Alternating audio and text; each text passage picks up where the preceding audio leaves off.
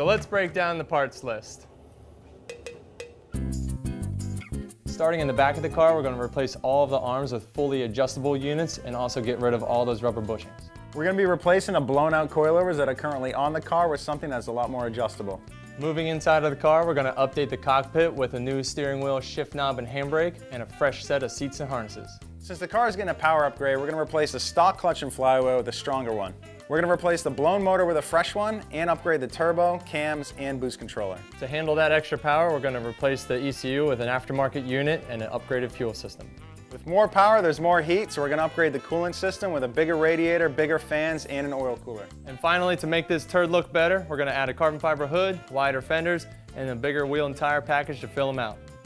Well, first things first, we are replacing this blown motor that probably has a massive hole in the side of the piston. Probably, yeah, right down through that thing. Yeah, we decided to keep it with the SR because, you know, common misconception is you need a big motor, big power to go drifting. Right. And we want to show that you can do it with, you know, a simple, cheap setup, and it's actually going to be a lot more drivable, at least I feel, with the smaller engine in the car. Absolutely. I mean, coming from a JZ guy, where I have, you know, JZ in an S chassis, an S13, JZ in my FRSs. I love the big power inline 6-cylinder that the 2JZ produces. A really solid engine setup, but I mean, there are other factors involved, you know. There's the engine weighs a lot more. Definitely. It costs a lot more to swap into a car than an SR from an S13. Yeah, and if you're gonna put a big motor in that, you know, you're adding a lot of weight to the front, but on those pro builds, guys are putting a lot of the weight in the back. They're shifting things around to make their car more balanced.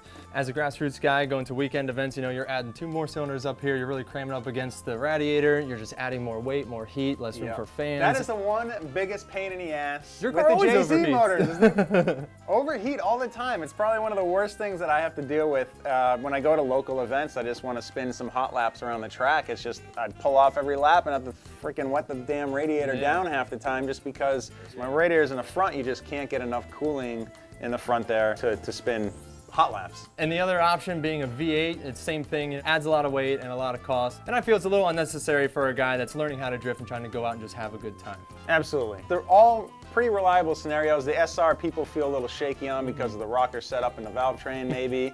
Well, I mean, this is the engine we're going with, an SR20. I feel like it's the best setup for his skill level, so let's rip this hunk of crap out. Let's get to it, man.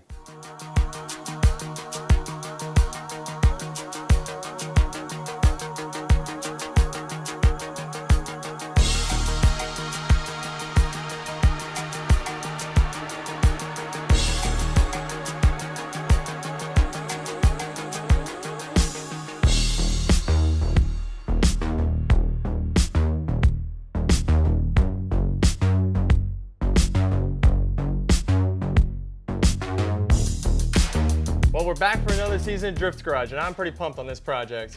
Going good so far, but I'm sure we're gonna hit some roadblocks. Absolutely. No doubt. So if you got any questions about a motor swap, Or any questions at all, leave them in the comments below, and also tell us about your idiot moment.